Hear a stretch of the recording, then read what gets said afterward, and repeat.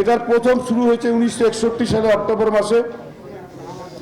এটার পরে তারা ফারাক্কা প্রায় 35,000 কিউসেক পানি সরিয়ে নিয়ে যাওয়ার জন্য ফারাক্কা বাঁধ তৈরি করেছিল।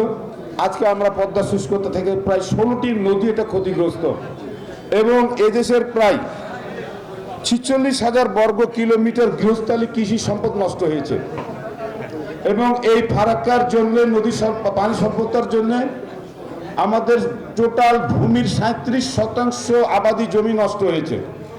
এবং প্রত্যেক 5 বছর পর পর যে আমাদের প্রায় যে খরা তৈরি হয়, এটার জন্য আমাদের যে অভাব অনটন তৈরি হয়, এটা 5-10 বছর যখন আমরা আবার কিছুটা রেডি হয়ে আর্থসামাজিকভাবে উন্নয়ন কিছু ঘটাই, 4-5 বছর পর আবার একটা খরাতে সব ধ্বংস হয়ে যায়। ফারাক্কার কুপ্রভাবে সবচাইতে বেশি চাঁপাইনবাবগঞ্জ জেলা সবচেয়ে বেশি ক্ষতিগ্রস্ত হয়েছে। চাঁপাইনবাবগঞ্জ জেলার শিবগঞ্জ উপজেলা, নবাবগঞ্জ উপজেলা যে ভয়াবহ নদী ভাঙনে গত 40 বছর আমরা ভাঙনের শিকার হয়েছি, ক্ষতিগ্রস্ত হয়েছি, এটি ভাষায় বর্ণনা করা যাবে না। ঠিক।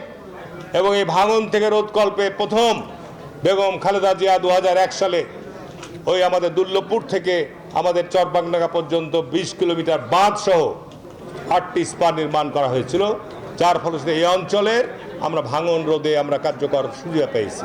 এটাকে একটা সামাজিক আন্দোলন হিসেবে গ্রহণ করবেন। আমরা একটা আন্দোলন করব। এই সামাজিক আন্দোলনের মাধ্যমে আমরা জনমত গড়ে তুলে এমন দুর্বার আন্দোলন গড়ে তুলব যাতে করে আমরা এই পদ্মার করার গাছ থেকে বাঁচতে পারি এবং ভারতের নির্যাতন থেকে আমরা যেন মুক্তি পেতে পারি।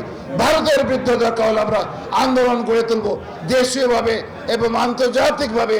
তারা যে আমাদের উপর অত্যাচার করছে, আমাদেরকে পানি দিচ্ছে না, এই ইস্যুতে আমরা দেশীয়ভাবে এবং আন্তর্জাতিকভাবে আমরা সামাজিক আন্দোলন গড়ে তুলব।